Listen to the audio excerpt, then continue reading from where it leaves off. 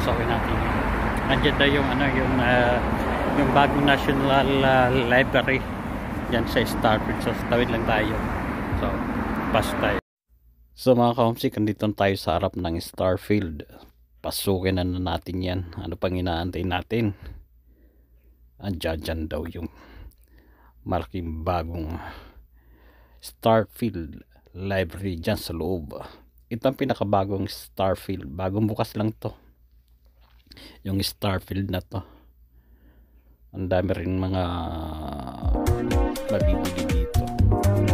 So yan, ito ang Starfield Library. Yan. Malaki siya hanggang sa 5th floor ang library niya. Sa 5th floor siya. Ang daming mga books. So kung try dito, ang graph mo is washer station. So madali na makita. Pagbaba mismo, yun, ito na mismo. Lakad lang siguro mga 5 minutes. So dito ka na sa Starfield. Tatawid ka lang. So yan, dami mga books. Paano mabasa sa dami-dami.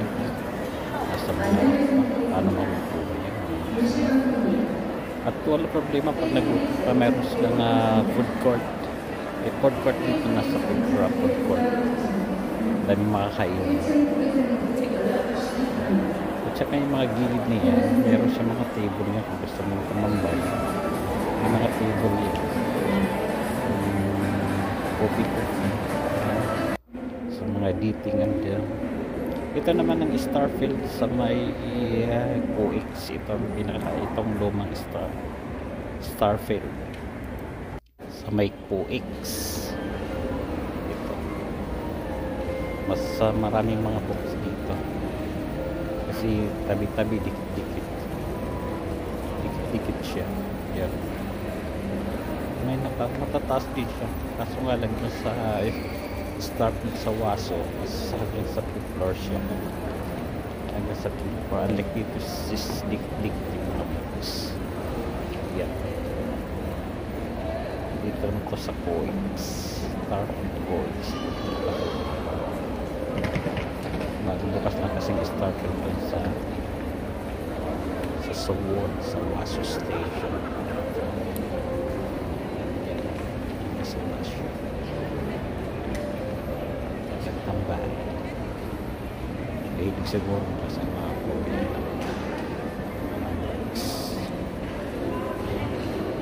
so dami-dami.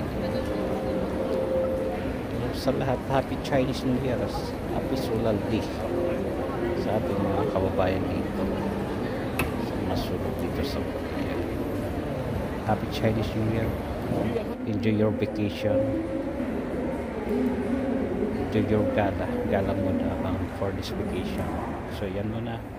God bless us.